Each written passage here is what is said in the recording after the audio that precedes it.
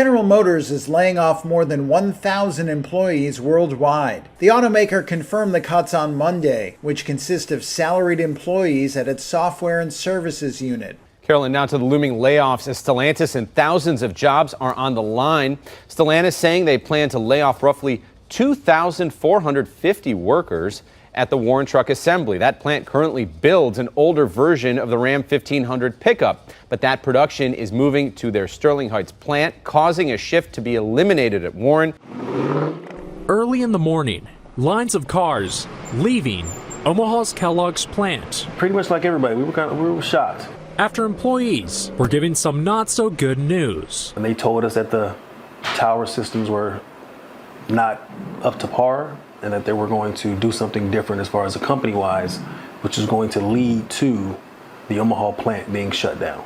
The system Merritt is talking about helps make cereals like Frosted Flakes. He tells 6 News the shutdown will end about 500 union jobs and at least 100 management jobs. 465 people found out that they could possibly be losing their jobs in a 2-year span.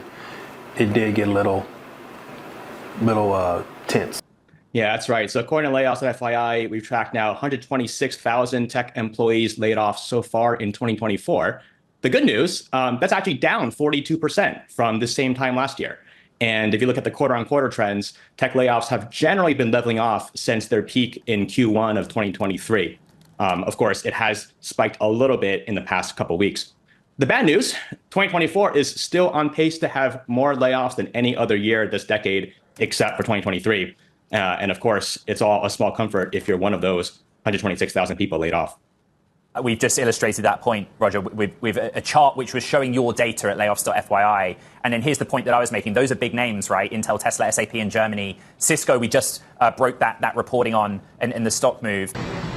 Jen, Melvin, these are some of the largest industry layoffs we've seen so far this year, and there could be even more in the future. Paramount is trying to cut $500 million in annual costs, and that's leading to these job cuts. So take a look. We'll show you how this will directly affect employees. Paramount says it plans to cut 2,000 U.S. jobs, or 15% of its workforce. The company also announcing a $6 billion write-down in value of its cable TV networks to better reflect its worth ahead of a planned merger with Skydance Media, an entertainment company based out of Santa Monica. The employees I spoke with are heartbroken. Many of them have spent decades working here at Texas Children's Hospital, and now they're having to look for a new job. And majority of the people I spoke with say they were aware of the financial issues that the hospital has been facing. The Texas Children's website shows its North Austin Urgent Care campus is closed. It's where Callie Pena learned her job no longer exists. I was like in shock. I actually cried. I was very hurt, angry, upset. I think it was many emotions because I moved my life here. I started with Texas Children's about a little over a year ago, and I actually started in Houston. I transferred my life to Austin to help open up this place. A hospital spokesperson confirmed information posted in a Houston Chronicle article, saying cutting 5% of its workforce eliminates roughly 1,000 jobs out of about 20,000 employees. Yeah, Pete and Nora, the president of the Willamette Falls paper mill sent a letter to the mayor of West Linn this week explaining those changes, and he said he hopes the 158 layoffs will only be temporary until his company can find a buyer. There's a lot of history here, and we can't let that go down. Derek Hamby started at the Willamette Falls Paper Company 4 years ago, and since then, he's worked his way up to senior coderman. They gave me a really good opportunity, a chance to grow, progress in the company. But this week, he was among 158 employees, receiving a notice that Friday would be his last day. You know, everybody's kind of just quiet. You know, you could feel the vibes. I mean, everybody's bummed out, or who wouldn't be? Company President Brian Conan sent a letter to the mayor of West Linn and Oregon's Office of Workforce Investments on Tuesday, saying that unless their investment banker is able to help them raise their capital or sell to a buyer who wants to continue operations, they will have to shut down completely. They say even more layoffs are expected to take place between Friday and the end of the month. Wayfair announcing it's preparing to lay off at least 13% of its global workforce. And the publisher of the iconic Sports Illustrated magazine saying that most of its staff will be let go. The union calling it a very difficult day for its members. And it comes after Macy's announcement earlier this week, the company laying off about 3.5% of its total headcount, roughly 2,300 employees.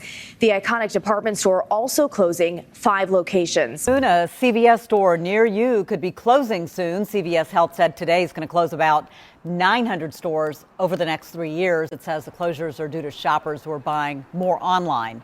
CVS will start closing stores in spring of 2022, and it says it plans to close 300 stores a year for the next 3 years. The parent company of Applebee's has announced dozens of its restaurants will be closing. Sluggish sales and franchisee profitability are some of the key reasons.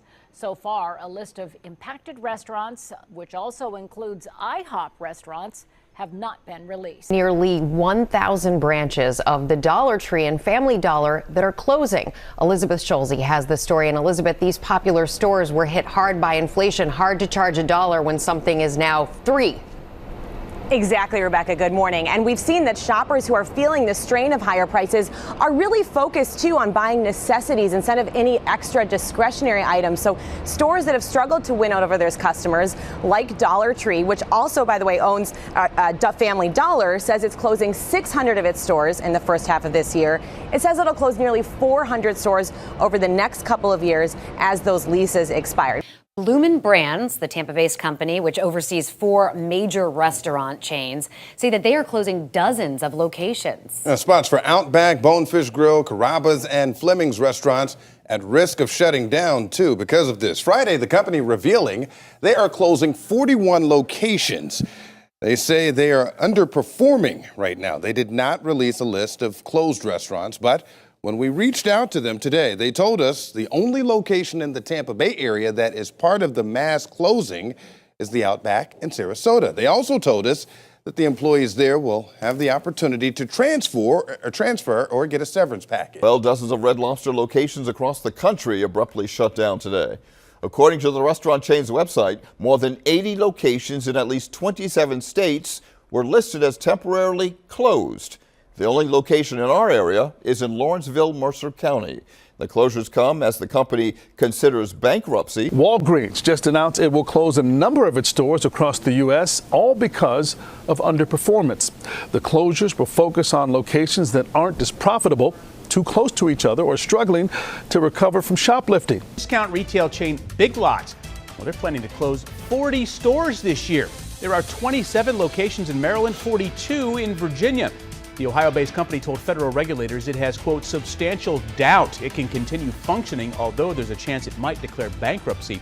Now, it's not exactly clear which Big Lots stores will be shut down. We'll, of course, keep you posted on that. Yellow Corp is shutting down and filing for bankruptcy. That's the word today from the Teamsters Union, which represents 22,000 of the company's 30,000 workers. Yellow has struggled and racked up debt for years, even after receiving $700 million in pandemic-era loans. The tech giant has just announced they will be laying off an additional 9,000 employees. The news comes after previous layoffs that began last November and moved into January, which impacted 18,000 employees. The CEO said in a statement memo that the company is looking to streamline costs and that he's restructuring the workforce to focus on areas where the company can grow long term.